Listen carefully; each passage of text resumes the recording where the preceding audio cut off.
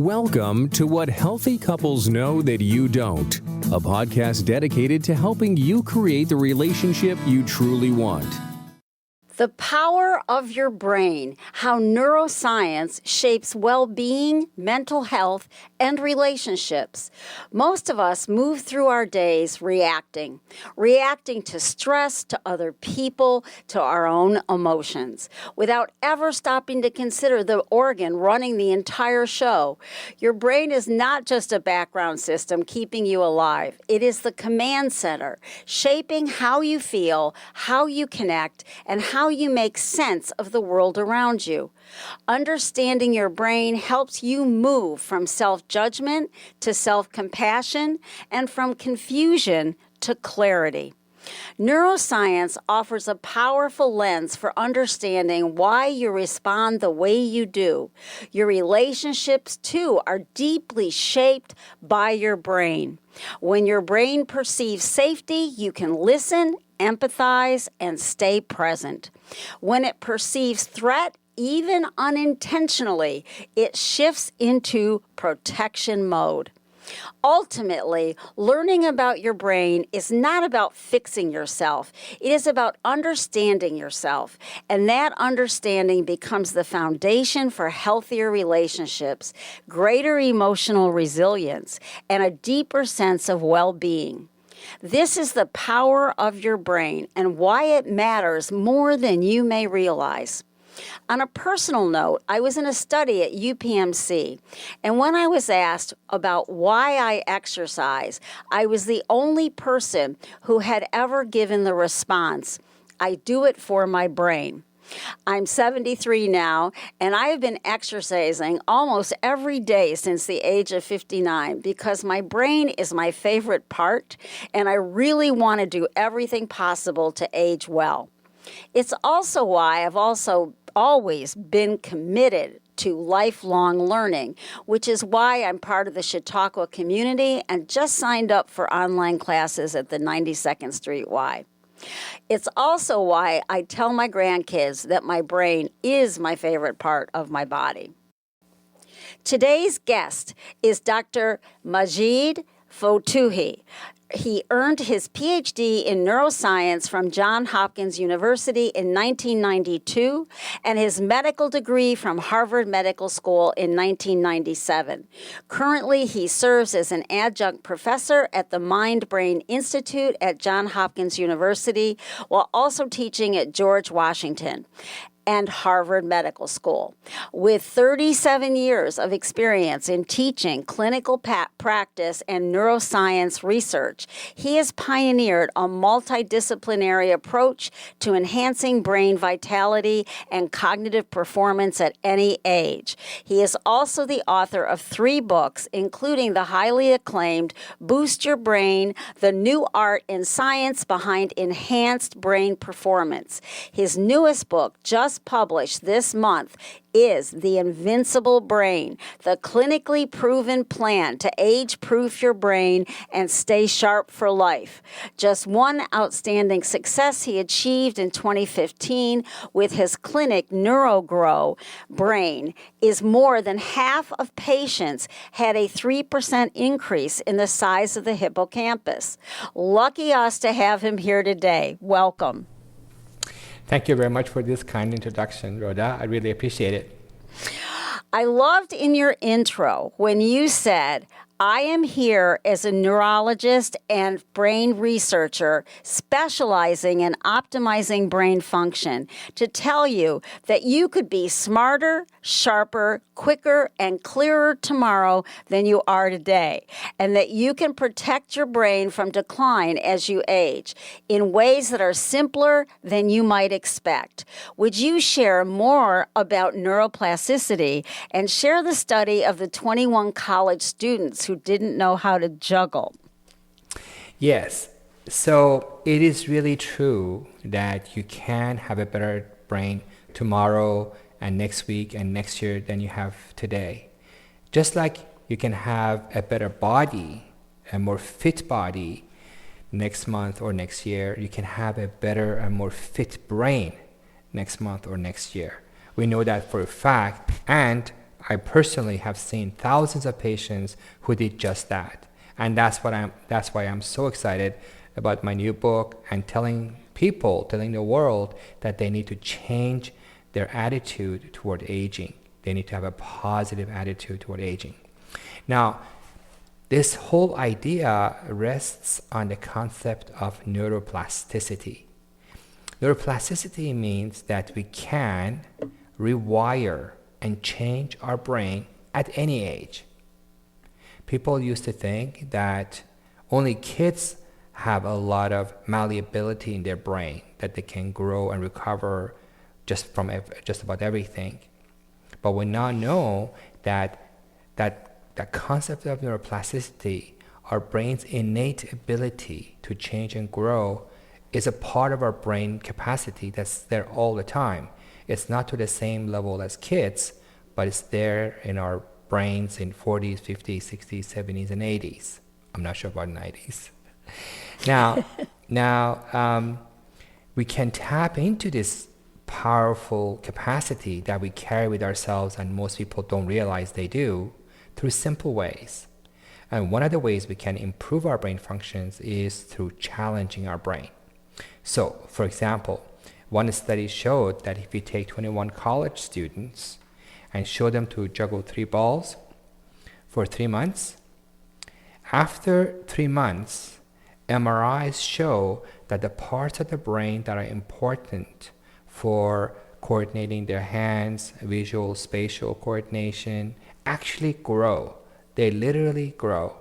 See, there's a part of the brain called the cortex, which is like a blanket that covers all other brain areas. And there's a part of the brain called hippocampus. Hippocampus is roughly the size of your thumb. You have one on the right, one on the left.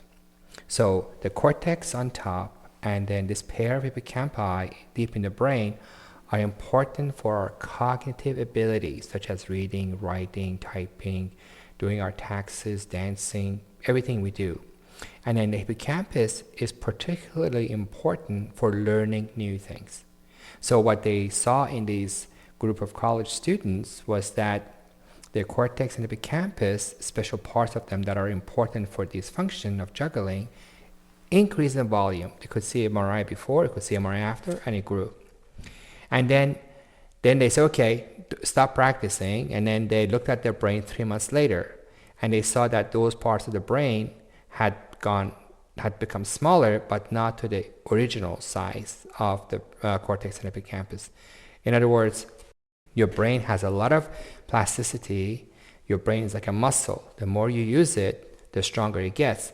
And if you stop using it, it will go back close to the baseline, but not exactly to the level of people who never did anything at all. Now, here's an exciting study that followed up on that. Another group of researchers took a group of people in their 60s and 70s and did exactly the same thing. They had them learn to juggle 3 balls for 3 months, and they saw exact same things in these older adults. Their brain grew, and their brain became stronger, and they did get better at juggling 3 balls after 3 months of learning. So this is what I mean by how the neuroplasticity in our brain is an innate ability of our brain to do things. And we can tap into it at any age. And it sounds like, though, it's not something you just do for a week. It's that I've noticed you said 3 months in 2 different studies. Yes. When you use your brain, you make microscopic changes in your brain, even after 2-3 days of challenging your brain. Even after a week of challenging your brain, there are tiny little changes in your brain that we can detect with the brain MRIs. We can see significant changes after 3 months of interventions. You are a real cheerleader for how we can grow our brain by learning and practice. would you share more about this? And I remember some time ago trying to talk to a 16-year-old who wanted to be a guitar player in a band and trying to convince her that practice was incredibly important because I had just read Keith Richards' biography about how practicing became more important to the Rolling Stones than dating women who were chasing them. And that really left an impression on me. And I do think there's something about people thinking about being serious about this that practice would require. Yes, practice makes cortex. So many studies have shown that if you keep practicing anything, whether it's playing golf or playing an instrument or learning a language, whatever it is that you do over and over creates new pathways in the brain. Imagine you're in a field and there are grass that are, let's say, up to your knees. And if you walk a certain path multiple times, that becomes like a little path that you can detect. But then if you go over that path 1,000 times, then it becomes a little clear path. And if you walk over it 10,000 times, it becomes a clear little road that you can distinguish in this open field. Your brain is similar in that when you practice something, you form new pathways in your brain. You literally make new connections. There are neurons that have axons, which then travel from point A to point B in your brain. And as they do that, they make more connections between these parts of the brain, which means you perform better at whatever it is you're practicing. And when you do something over and over again, you increase the activity in these pathways and you make them to solid roads, which means your network of connections becomes so much stronger and you can play the piano faster, you can learn a language much better, you can play basketball better. Whatever it is that you want to get better will improve because you form new pathways in your brain and because you grow parts of your cortex and hippocampus. So practice makes cortex. And the more cortex you have and the larger your hippocampus, the less likely it will be for you to experience cognitive decline with aging or develop Alzheimer's disease. So one of the things that you talked about was that there's different kinds of intelligence. And the title of your chapter 2 was, You Are Smarter Than You Think You Are. And I thought my audience might really like to hear something about that. Yes. It has always been interesting to me that people look at intelligence as if it includes only memory, attention, logic, and processing speed.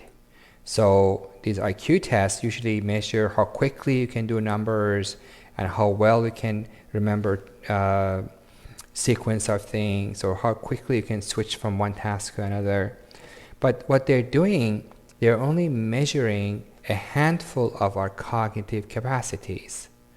Our brain, our cortex and hippocampus in particular, are capable of a dozen, actually, almost 100 different things.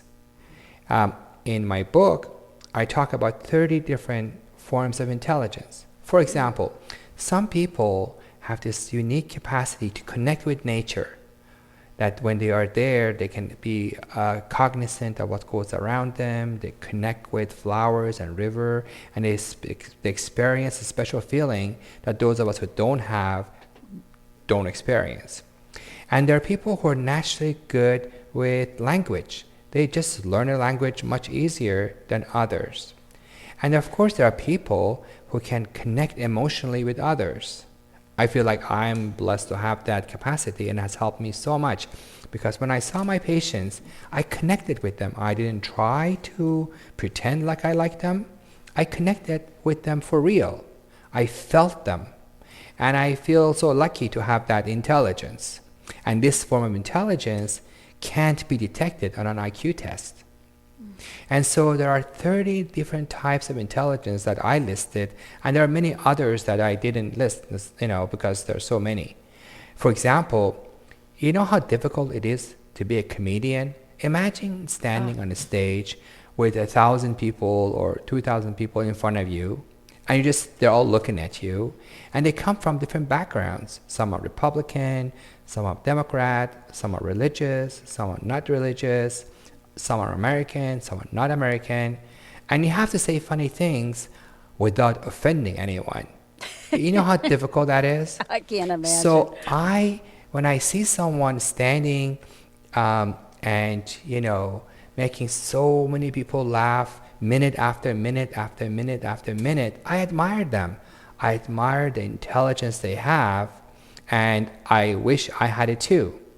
Now, the one thing I talk about in my book and in that chapter is that there are two types of intelligence. There are 30 different types of intelligence, but there are two types. Those that are innate, those that you're born with. Every one of us has some form of intelligence that comes easy to us. So for example, for me, connecting with people is almost effortless. But ask me to do my taxes, and that's going to be a challenge. So that's the innate intelligence. And then there's acquired intelligence, which means we can be good at anything we want to be. Just because we were not born with it, it does not mean we cannot acquire it. Because we have the cortex, we have the hippocampus, and so we should be able to do it. This is what I always tell myself. When I see somebody who is doing something that's jaw-dropping, I always tell myself, if they can do it, I can do it.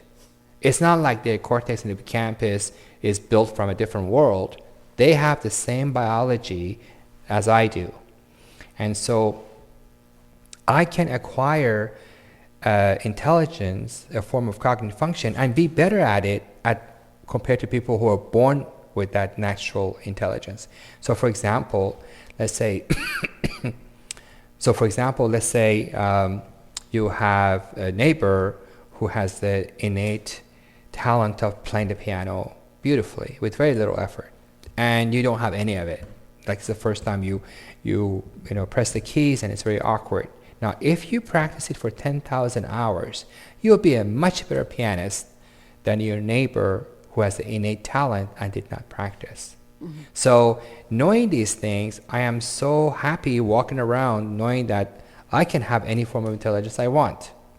But do I really want to be a good chess player or a good piano player? I want to be a good dancer, if anything.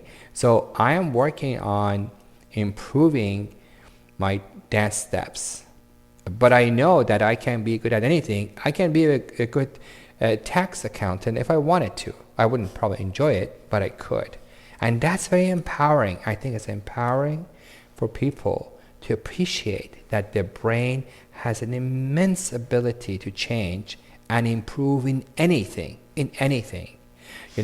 Julio Iglesias was a soccer player, and apparently he had an accident and he couldn't play soccer anymore. He became a singer, and look what an amazing singer he became. So it's not like he was born with a talent to sing, and maybe he did have talent but didn't practice, but after he couldn't play soccer anymore, he became a good singer. And I have lots of other examples of people who were doing one thing and something happened in their life and they had to switch and they became much better at this other thing that they never tried in the first place. I really appreciate the optimism of all of that. And it's very encouraging to think about. I also loved that you connected the brain with the benefits of purpose, because I think purpose is so essential for all of us to think about and understand. You said, quote, "Intelligence is knowing how to live a happy life, and that building an invincible brain is worth every effort." Would you share why that connection to purpose is so important? I think purpose is the engine that drives our brain and makes us do everything else we do. See, if you have the purpose to be in your 90s and be healthy and strong, to enjoy your grandchildren, that purpose activates the parts of your brain, the prefrontal cortex especially, which then drives the rest of your brain. If you don't have that purpose, you wake up in the morning thinking, what am I going to do today? There's nothing particular that would excite you. If you have a purpose in life, you have something to live for. which then helps you to challenge your brain to do the lifestyle changes that are good for you and to do everything else we talk about in my book. So purpose is the key ingredient for building a stronger brain and become intelligent in anything. And remember, I just told you that if you practice 10,000 hours of piano, you'll be an amazing pianist. But for you to take on the challenge of practicing piano every day, you need to have motivation. You need to have a reason. You need to have a purpose. And that's what purpose does to you. Now, purpose doesn't have to be anything magic. Purpose could be, I want to be rich. I want to be famous. I want to be a good Christian. I want to be a good father. I want to be a good grandmother. I want to be a good environmental activist. I want to be good at chess. I want to be anything. So you just have to have something, or 2 or 3 things that drive you to excel and have a sharper, better brain. And you also said that people with a sense of purpose live longer, based on a study of almost 7,000 people. And one of my favorite parts was that you reported that people with a sense of purpose have better sex. Could you talk about that and share that study? And part 2 of this question is, why does a healthy sex life keep your brain younger? I thought that was just really a cool category to talk about. Yes.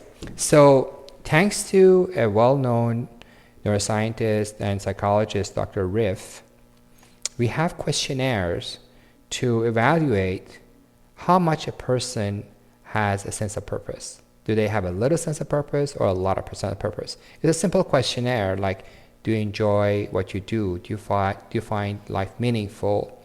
But because this questionnaire has been used in research, it has become a measure of how dedicated you are to things that drive you, how much of a purpose you have in life, from 1 to 10, let's say. So I can ask you a series of questions and say, okay, Rhoda has 7 out of 10 sense of purpose.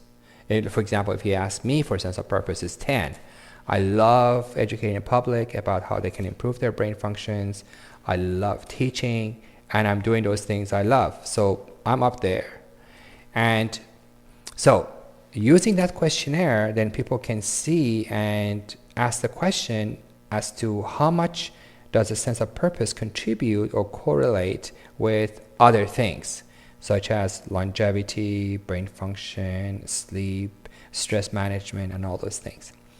And I give a whole 1-hour lecture about this to my student at Johns Hopkins. I have about like 20 different studies that I cite for the benefits of having a sense of purpose in life with regards to all the things I just mentioned to you. Now, people who have a sense of purpose in life usually get less stressed than others. So if they have a car accident, if there's a leak in the basement, if something tragic happens, they get stressed like other people do, but less so than others. People with a sense of purpose in life usually sleep better. People with a sense of purpose in life usually think more clearly. People with a sense of purpose in life have less depression.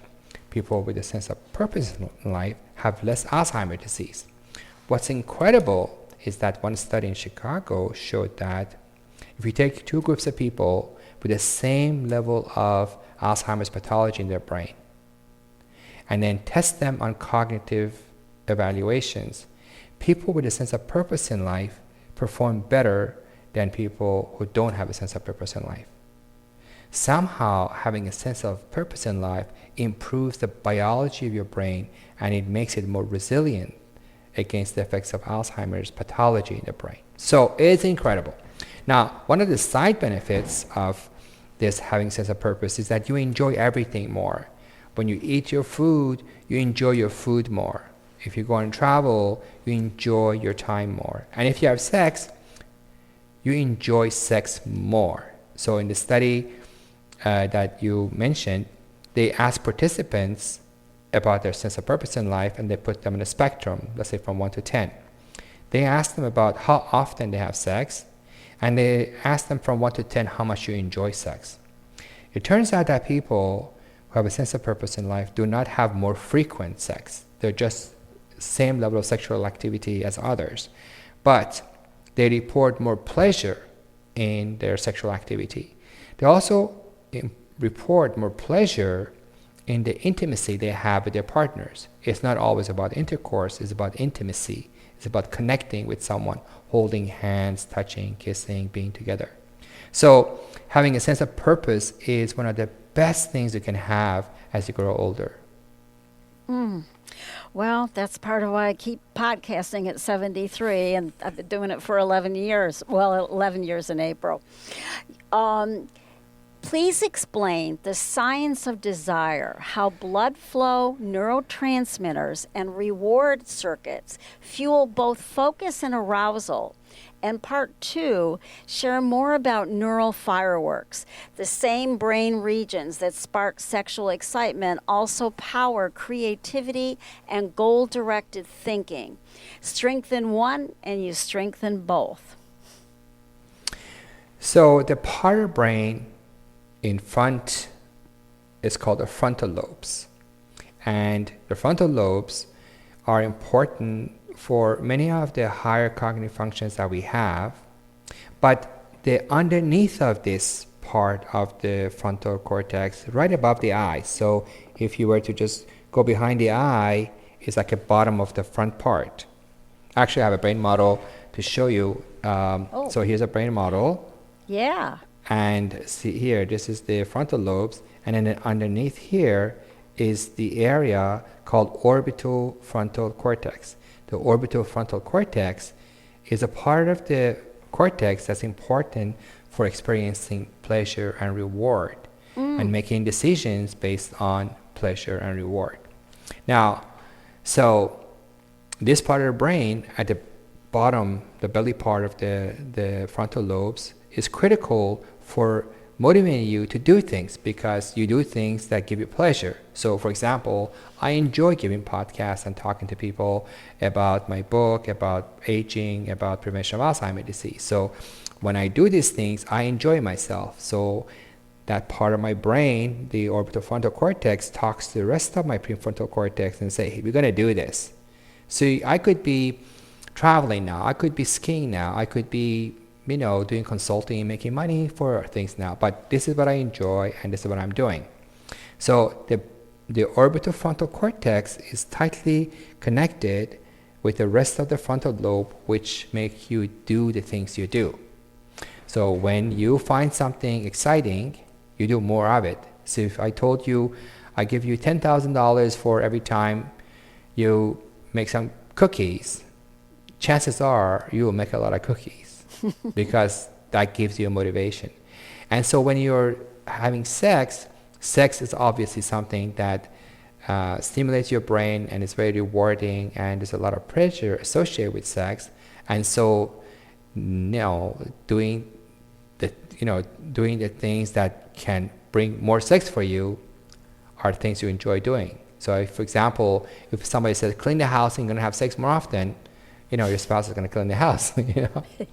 And so that's how it works, where sexual desires, which are rewarding, can activate the parts of your brain to do everything else so that you can have more of sex. Okay. I like that. And of course, sex itself is enjoyable. And every time you enjoy yourself, your muscles are relaxed, you're calmer, you feel better.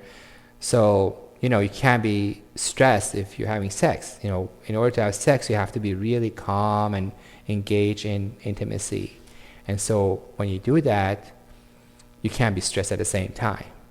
So, so it's helpful to relax your mind, relax your muscles, and make you feel calmer and have less of the stress hormone cortisol.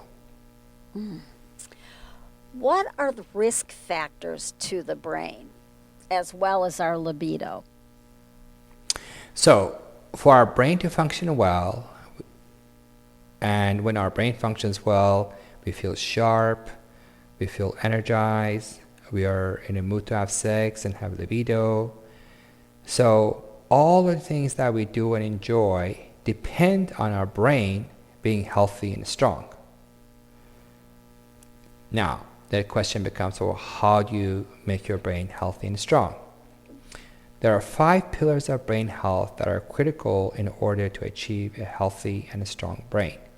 These are exercise, sleep, nutrition, mindset, and brain training. These are the 5 pillars of brain health that can help you build a strong brain. Now, if you do the opposite of those things, let's say you have a sedentary life, your sleep is poor, you eat junk food all the time, you're stressed all the time, and you never do anything to challenge your brain. If you do all of those things on a daily basis, your brain is going to shrivel and shrink day after day after day, and by the time you get to your 70s and 80s, you lose your marbles. You become confused, you lack interest in life, let alone sex, and you're really not enjoying yourself. Whereas if you do those 5 pillars of brain health, you have a healthier, stronger brain, and you enjoy your food more, you feel sharper, you enjoy being intimate with your partner, you walk more, you're having a better experience of life as you go to your 70s and 80s.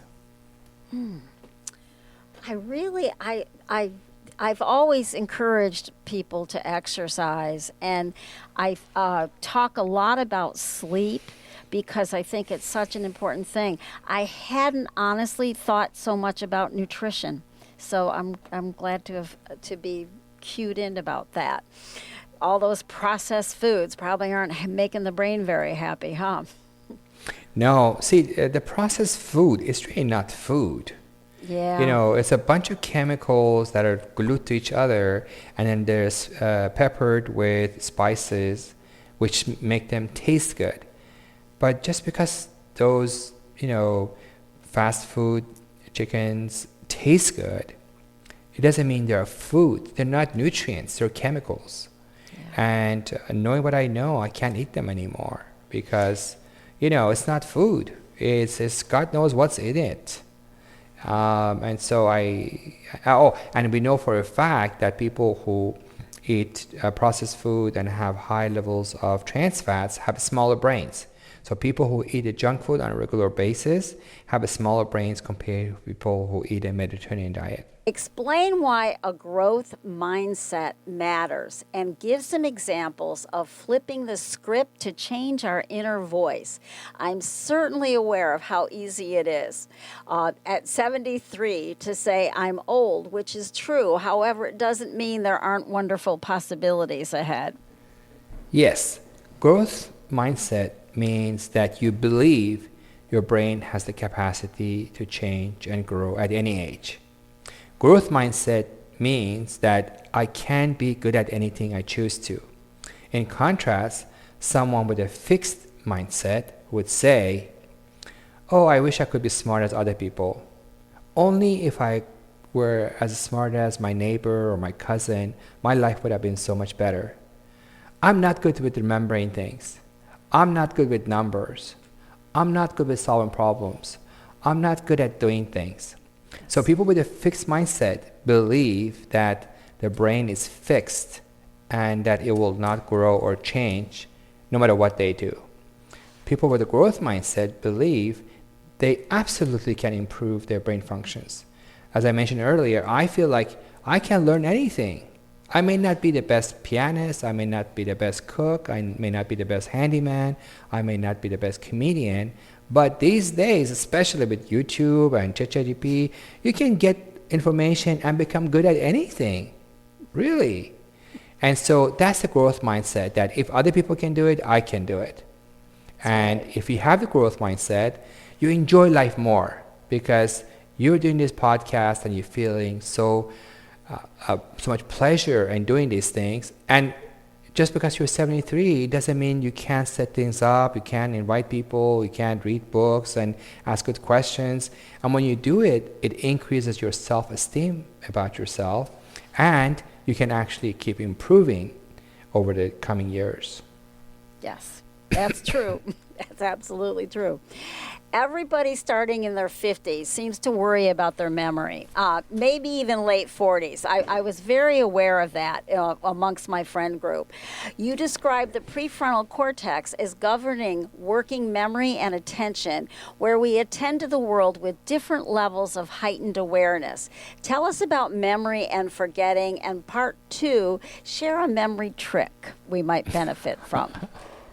So a lot of people focus on memory as if memory is the only or the main brain function. In reality, memory is one of the 30 different types of intelligence I talked to you about. Some people are born with photographic memory and they seem to effortlessly remember things. But most people, more than 90% of the population, really has to put the effort to remember things. The mistake people make is to think that just because they see someone or just because they do something, they should remember it. Our brain is wired for us to remember the things that are really important to our survival. So if a deer walks in the woods or near a lake and in a certain area they see a lion, they remember that that's not a good place to hang out. They will go and get their food from other areas where there are no predators. So that's how memory works. And that's why we effortlessly remember some things, like the day your first child was born, the way you got married, the day you graduated. The events which had a high emotional load are the things that we remember without putting an effort. But remembering the name of someone like Majid Fatuhi is really difficult and has no survival benefit. So your brain or other people who meet me have really no biological basis for why they would remember my name. However, let's say, God forbid, your child has a cancer and I'm the only surgeon in the world who can fix that cancer, and my name is Dr. Majid Fatuhi, you will remember my name just like that, effortlessly, and you would be able to spell my name and read read it, write it, type it, tell other people, and 6 months later, a decade later, you say it was Dr. Fatuhi who saved my child. So, bottom line is this: we remember things that are emotionally important to us without effort. Everything else we need to put in effort, including remembering names. So if you want to have better memory for names or better memory for other things, you can make it emotional. You can make the name of a person more emotional, and you can make connecting with the person more emotional so that you remember them. So the trick I can share with you is how to remember names better. So the first thing to do when you meet someone new is to decide whether or not you're going to remember their name afterwards. See, I go to a lot of meetings, and sometimes when I meet someone for an hour, and chances are I'll never see that person again. So there's no incentive or reason to put the effort, unless you're trying to improve your brain functions and you're using that as an opportunity to stimulate your brain. Not so much about them, but more for yourself to build a strong memory network inside your brain. So let's say you say, okay, I'm going to remember Rhoda's name. So when you meet them, you have to look at the eye. So I would look at your eye and say, hi, Rhoda, my name is Majid. Now, it's important to make sure you pronounce the person's name correctly. A lot of times people may meet someone and the name is Jean, Jane, Joanne, Jonah. And so next time they see that person, they remember it was J something. Yes, I do that all the time, the first letter, yes. Yeah, and or you just make a mistake and you don't really put the effort. So I make the effort to make sure I pronounce the name exactly the way it should be. These days we live in an international world around us, and there are a lot of people with different backgrounds and languages, and so it's not just Beth and Jack and Jim and Bob anymore. It's a whole variety of names, which is good because we challenge our brain.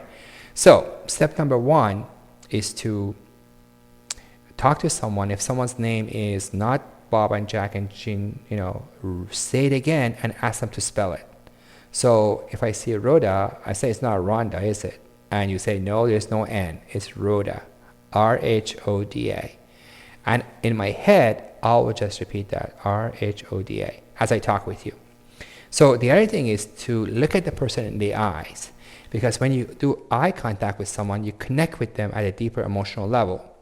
Now, most of the time you want to like them. However, even if you decide you don't like that person, for whatever reason, that's also emotion. That counts. It doesn't have to be that you like them.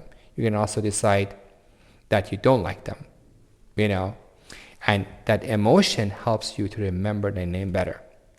So what happens is that 3 minutes into conversation, you probably don't remember the name. Like I may have talked with you, and since we talked about some other subjects and I didn't use your name, chances are I forgot your name.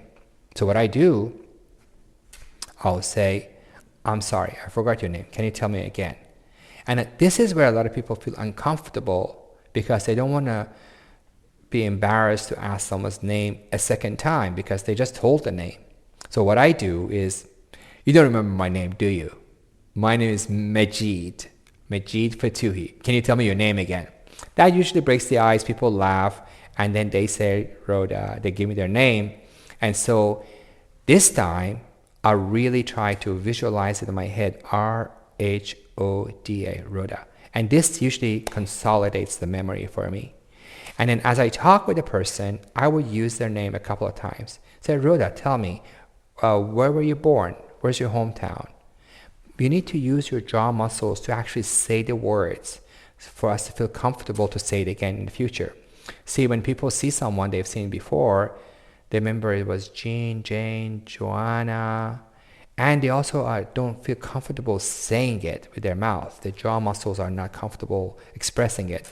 But if you've said Rhoda 5-10 times, then you feel comfortable. You also have been validated because I said Rhoda and you didn't say, oh, it's not Rhoda, it's Radha.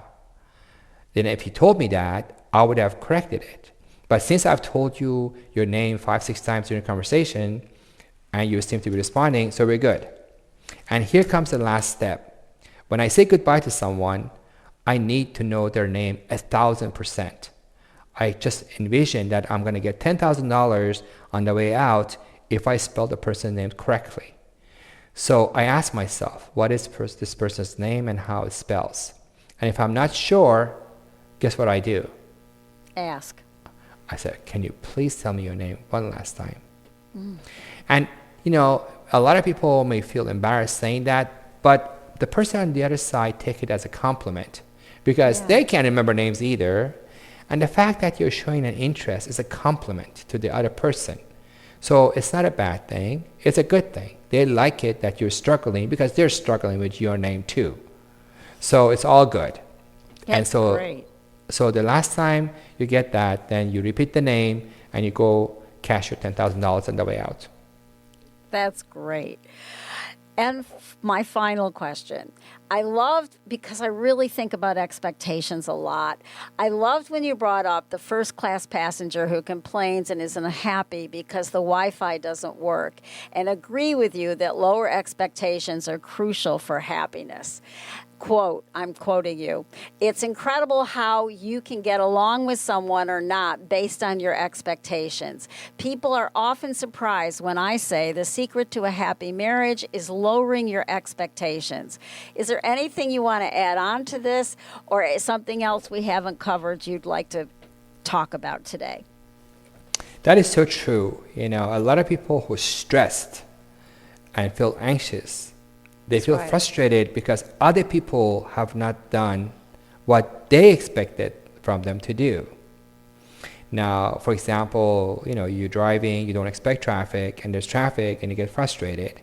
Or you go to work and somebody was supposed to finish a job so that you can continue, and that person hasn't done their jobs. Or in a relationship, you know, you're supposed to have, you expect the other person to clean their room and they haven't done it. So much of our frustration comes from our expectations not being met. And that's what's frustrating, the gap between what we would like to see and what the reality is. And so the lower your expectation, the smaller the gap is. And of course, if your expectations are really low, so the reality is actually exceeds your expectation, then you're super happy. My uncle in Montreal is always happy. Every time I see him, he's smiling. He never complains about anything. And, I asked him, what's the secret? He said, I don't expect anything from anyone. He expects zero from everyone. And he's always happy. He's always happy because if somebody goes to see him, he's happy that somebody went to see him.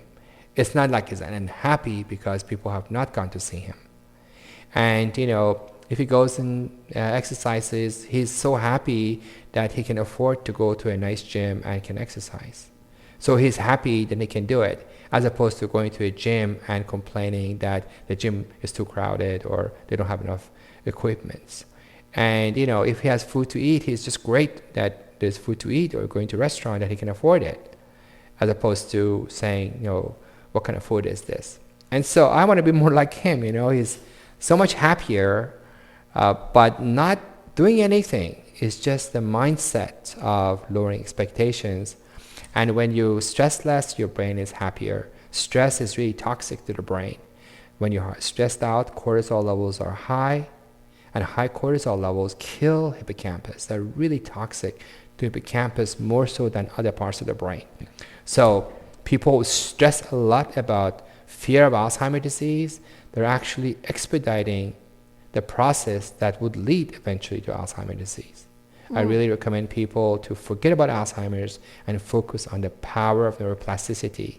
Our brain comes with this innate capacity to change and grow. We need to tap into this capacity and enjoy creating a stronger brain, instead of sitting home worrying that 20 years from now we may not be sharp. Lower expectations equals less stress because of less disappointment. And I think we are often, as Americans, too easily disappointed. And I think that is a great note to end on. Would you please share the title of your newest book and anything else you want my audience to know? And thank you so much, because it's been a great interview.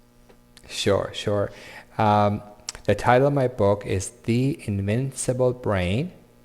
It's published by HarperCollins and was available in bookstores in March and onward. And my, one message to people is forget Alzheimer's. Really focus on your brain's vitality and look to build a stronger brain every day. Your daily choices make a difference on whether you stay sharp 20 years from now or you're going to experience brain decay 20 years from now. So choose your daily habits based on the 5 pillars of brain health, which we discussed.